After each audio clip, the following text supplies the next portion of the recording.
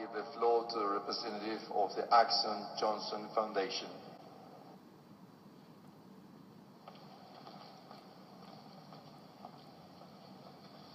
Thank you, Honorable Chair and distinguished delegates.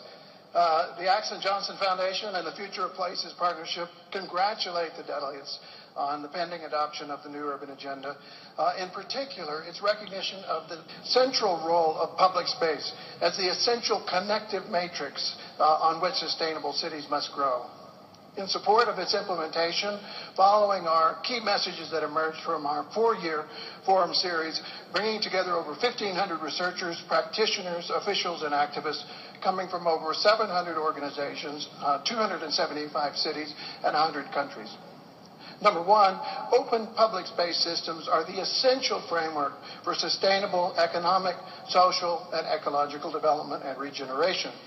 They are the critical urban commons where diverse people from across the city may interact and create robust, equitable, resource-efficient economic and cultural growth.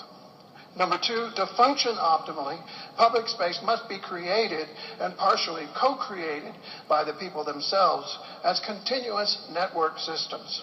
These systems require particular geometries and scales to function well, beginning with the adaptive human scale of experience and movement, and continuing through a range of supportive scales of building, plot, block, street, neighborhood, and polycentric region. Number three, in particular, streets are, in their own right, public spaces and drivers of prosperity. And this means that they must be designed not only to accommodate vehicles, but as well-functioning networks of places with supportive private and semi-public edges. Number four, new research is demonstrating a very important connection between well-structured urban form with safe, adequate, and inclusive public space networks at its core, and reduction of greenhouse gas emissions. And this finding offers an important strategic link between the new urban agenda and the COP21 framework. Number five, unfortunately, sprawl, which is to say fragmented and privatized urban forms, lacking in adequate, safe, open, capacity-building public space networks, is a rampant global phenomenon today, posing an enormous barrier to implementation of the new urban agenda. Number six, therefore we must recognize the urgent need to change what we might think of as the operating system for growth, the economic incentives and disincentives, the laws, rules, standards, and the other factors that reward and even mandate sprawl. We must be prepared to implement alternative governance and capacity-building tools and strategies and the means to distribute and share them. Number seven, related to this, there's a critical need to, as the saying goes, monetize externalities, to reduce rapid resource depletion and reform short-term approaches, and to shift away from a supply-side urban economics favoring unsustainable concentrations of wealth and displacement.